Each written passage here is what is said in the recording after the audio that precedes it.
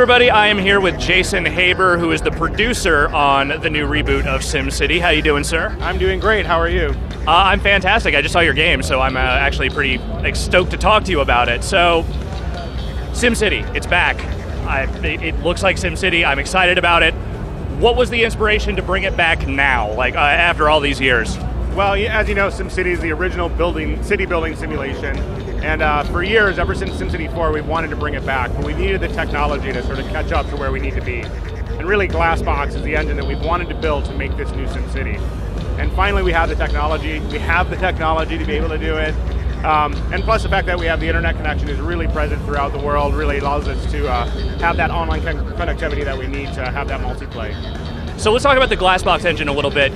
There was a phrase you used that it was like there was integrity to it. Was it the way you were phrasing it? Like, what does that mean in the context of the game? Right. So we like to say Glassbox is a simulation with integrity, where what you see is what we sim.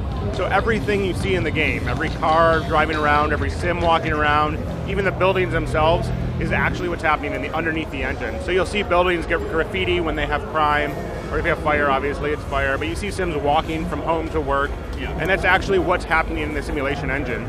And you can even peel back that engine and look at those data layers, and that sort of visualizes the data in a really easy to read, easy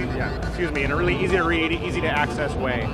Well, so what's some examples that what if I'm peeling back and I'm kind of looking at that data flow, what's something that I can see that I wouldn't be able to see just looking at the main thing? One of the things power is one of the great examples. When you look at the power layer, you can watch the energy sort of flow out from a power source and go through the city and get sucked up by those buildings.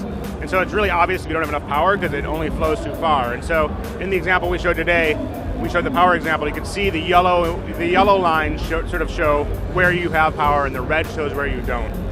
Another example of one of our heavier data layers, we like to call them heavy data layers, where we sort of peel back the graphics, is our crime layer. And so while we do have the graffiti to show you what's going on, we can switch over to this crime layer, and it gives you a really in-depth look at what's going on. It sort of paints the landscape with crime.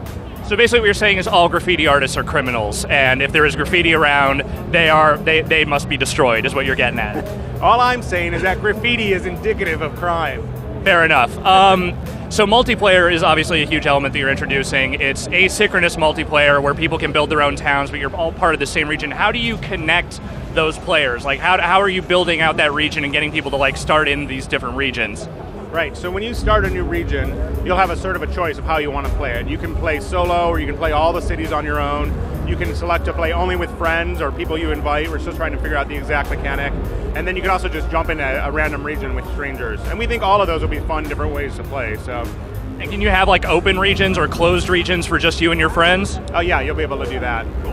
Now, what are some of the ways that the interaction between the towns work? The one thing you showed was the airport project, where all the towns were providing resources to build this airport that benefits everybody. What's some of the other stuff you can build and work in with your friends?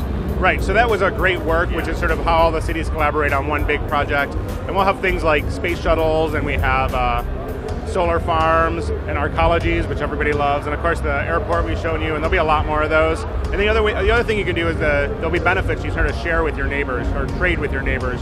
So we had an example of power. So we had an industrial town that was generating a lot of power, and they were offering it over to their neighbor. And then you can hook up to that, and you don't need your own power plant in your own city.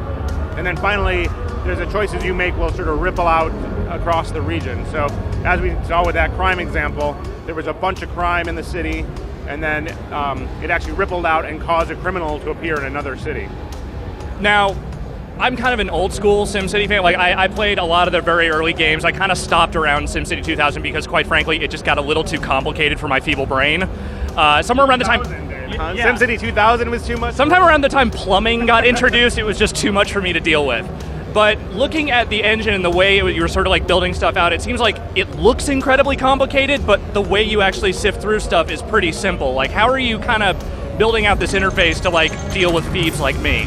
Well, I mean, that's sort of one of the goals of rebuilding this game, was to make it so it's really accessible again. I mean, I assure you the complexity is still there under the surface, so those fans of the really deep simulation are going to be really, really happy with what they see. We've also made it really easy to understand what you need to do. And so those data layers are a big, big part of that. So you can look at your power layer, your water layer, your crime layer, and you'll know exactly sort of what actions you need to take to move forward from there.